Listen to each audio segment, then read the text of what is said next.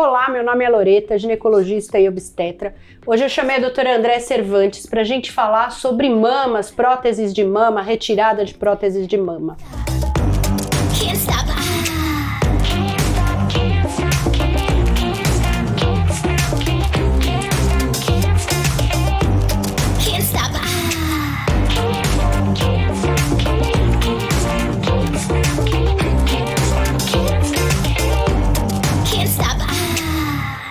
Eu sou um cirurgião plástico que trabalha há 20 anos e basicamente hoje eu faço cirurgia estética da face, do contorno corporal, com foco na mama e no rosto.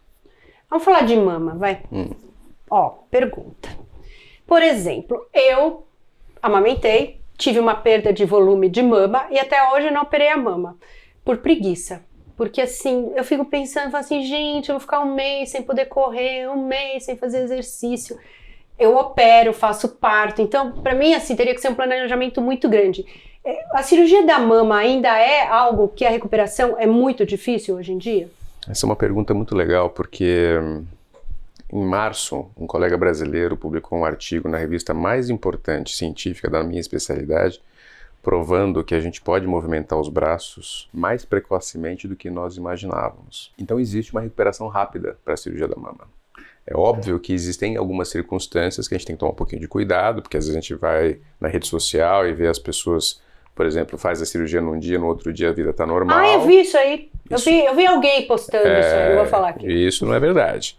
Mas que de fato hoje, com menos tempo, geralmente uma semana, as pessoas estão muito mais reabilitadas. E isso tem a ver com questões técnicas que hoje a gente aprimorou. Mudaram. Mas, por exemplo, se eu não quero pôr prótese de mama, eu não gosto de peito grande, porque eu acho que engorda, eu tenho essa percepção, peito grande engorda. Eu não quero pôr prótese, tem só como levantar a mama?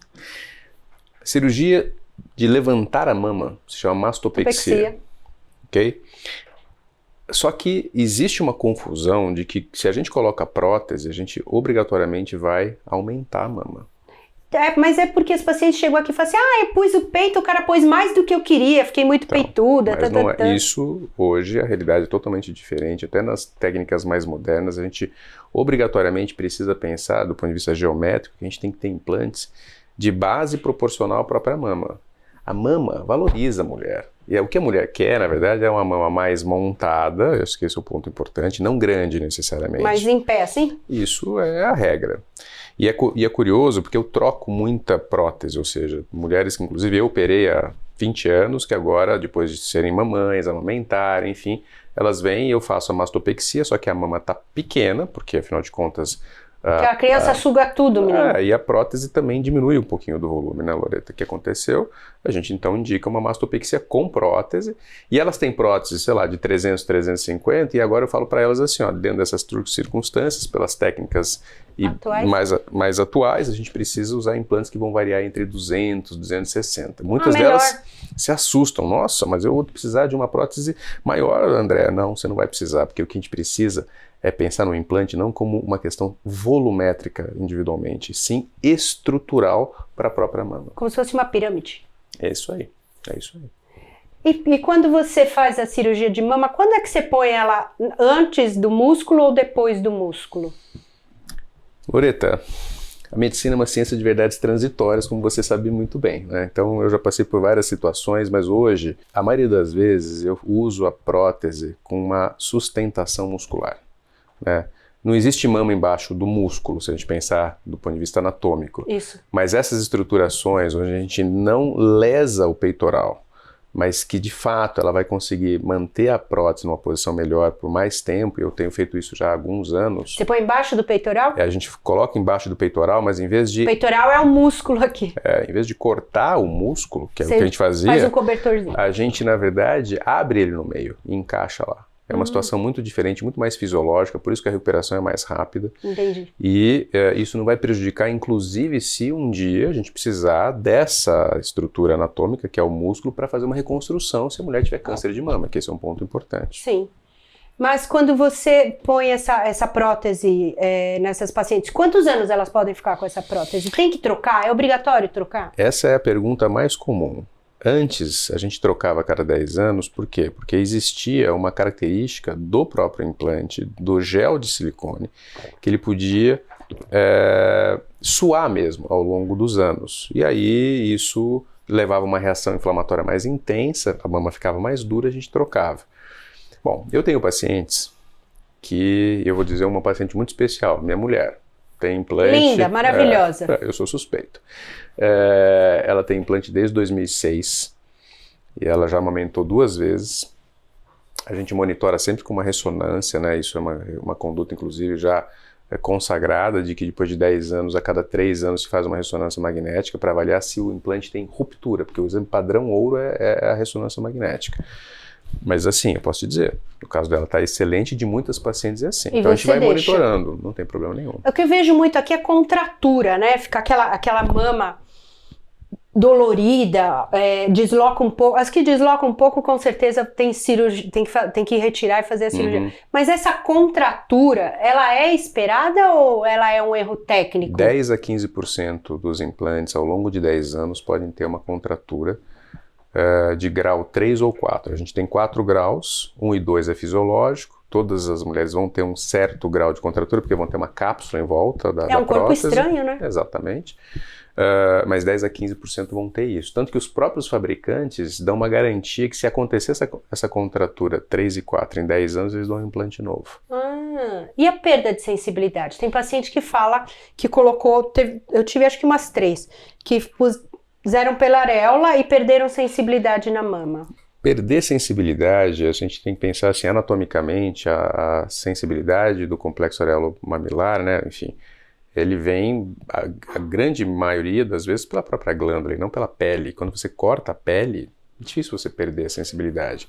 Eu vejo muito paciente perder sensibilidade aqui embaixo, principalmente. Sim, por causa da questão da incisão. Mas você sabe que eu tive uma aula de sexologia, já te interrompendo para variar, que o professor falou nessa aula de sexologia que se a mulher tinha muita sensibilidade na mama, na vida sexual dela, ela não deveria pôr prótese de mama. Porque esta prótese poderia atrapalhar, a prótese ou a cirurgia poderia diminuir a sensibilidade da mama dela. Você acha que isso era por uma técnica antiga e agora isso melhorou? Ou é um erro conceitual que as pessoas têm? Eu não sei te responder precisamente, mas no aspecto anatômico, a gente tem que considerar o quê? Que se a glândula está mantida, e se a gente vai fazer uma cirurgia, seja uma mastopexia, ou seja simplesmente um aumento mamário, a glândula está sempre presente. Se ela não estiver presente, se você tiver essa dissociação, inclusive, a areola vai morrer. Né? E aí sim, aí é uma catástrofe, inclusive. Aí o paciente perde a areola, perde a sensibilidade, perde tudo. Veja, eu vou te dar um outro exemplo muito interessante. Eu operava pacientes com mamas muito grandes, principalmente quando eu trabalhava no sistema público, mulheres que tinham, né, uma vida bastante miserável, assim, no sentido de que tinham mamas que eu tirava 2 quilos, 3 quilos, é o que a gente chama de gigantomastia, realmente ia até o joelho. Essas mulheres, elas tinham uma distância entre o complexo areolo-papilar tão grande que não adiantava a gente tentar fazer uma reestruturação, a gente tinha que tirar mesmo e fazer um enxerto. Você tirava e colocava no tecido novo, como tipo um transplante. Isso. Esses casos, assim, do ponto de vista anatômico, você cortou totalmente a sensibilidade. O que acontecia? Essas mulheres tinham mamas reestruturadas, reconstruídas.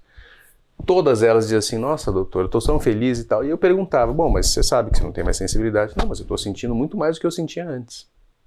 Nossa, que louco. Eu faço cirurgias em pacientes ex-obesos, que a gente faz toracoplastia, que é uma cirurgia que é tirar praticamente todo o tecido e colocar a areola em homens. E eu digo que, olha, eu vou tirar a areola, você não vai ter sensibilidade nenhuma. Todos eles dizem a mesma coisa. Não, estou sentindo tudo normal. Aliás, estou sentindo mais do que eu sentia. Mas homem não fica fazendo carinho no peito, né, André? Pelo amor de Deus. Por isso que não vai fazer diferença. Vou discordar de você. Ainda bem que você conhece você há muito tempo, você não leva a sério. Não, mas eu acho que é diferente para o homem, né? Não fica. A mulher tem uma sensibilidade maior porque ela é estimulada, né? É uma parte muito erógena a mama, né? Nesse sentido. Então, vou discordar. Eu vou te falar uma coisa só que eu queria aqui para os seus telespectadores, que é fundamental, porque hoje é a grande dúvida.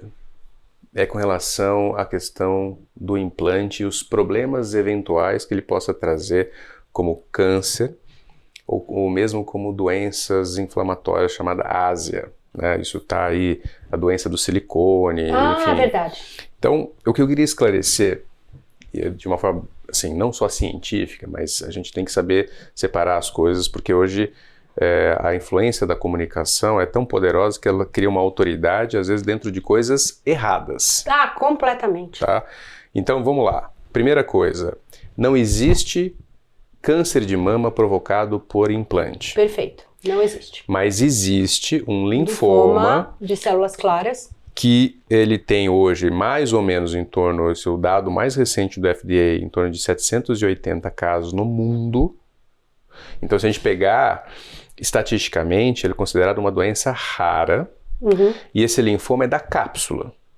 88% dos pacientes que têm esse linfoma são tratados simplesmente com a retirada do implante mais a cápsula e eles têm cura em relação a isso. Entretanto, hoje tem já em torno de mais ou menos umas 40 mulheres no mundo que morreram desse linfoma.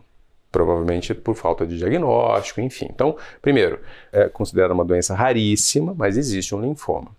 Doença do silicone existe. Existe uma doença provocada por qualquer tipo de corpo estranho que você tem no corpo, que é o que a gente chama de síndrome adjuvante, que são coisas estranhas ao nosso organismo. Isso acontece com prótese ortopédica, isso acontece com implante dentário, isso acontece com estente de coronária, né? Quer dizer, todas as coisas estranhas, e também com prótese de silicone. Quem são os pacientes que potencialmente estão sujeitos a ter isso? Quem tem alteração de imunidade. Exatamente. E os pacientes com doenças autoimunes. Então, assim, aqui no consultório eu tenho certeza que você recebe mulheres com lúpus eritematoso sistêmico, artrite reumatoide, doença de Sjögren, enfim. Quando um paciente desse vai no meu consultório, apesar de não existir uma evidência científica disso, eu digo, olha, é melhor não agredir o seu organismo, então não vamos colocar o implante.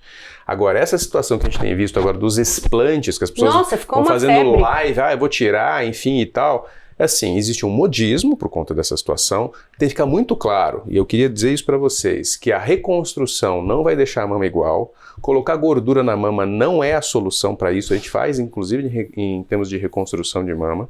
Então é fundamental ficar claro que é um direito do paciente não ter prótese, mas se ela tirar, ela tem que arcar com as consequências de que do ponto de vista estético isso vai ser alterado. Nossa, isso era verdade, eu tinha esquecido de falar dessa parte, dessa febre de tirar os implantes, né? Que virou um negócio aqui, acho que assim, cada 10 pacientes, 2 aqui falam assim, vou tirar. Aí eu falo assim, mas não precisa tirar, né? Aí eu explico, faço a mesma coisa, eu faço muito ultrassom de mama, né? Se eu vejo que tá contraturado, aí eu mando para você vê, eu peço a ressonância, a gente faz tudo certo, mas... Eu acho que assim, a cirurgia de mama é maravilhosa. Eu acho que não tem coisa melhor. Acho que até o ano que vem eu vou lá pra gente pôr um peito novo aqui. Esse aqui já não tá dando, não. Se você gostou, deixa seu like. Se tiver dúvida, pode escrever que a gente responde. A gente às vezes demora, mas a gente responde. E, André, deixa seu Instagram pro pessoal te seguir. O André é super sério, ele não é blogueirinho que nem eu, não. Pode falar. Meu Instagram é drandré.cervantes.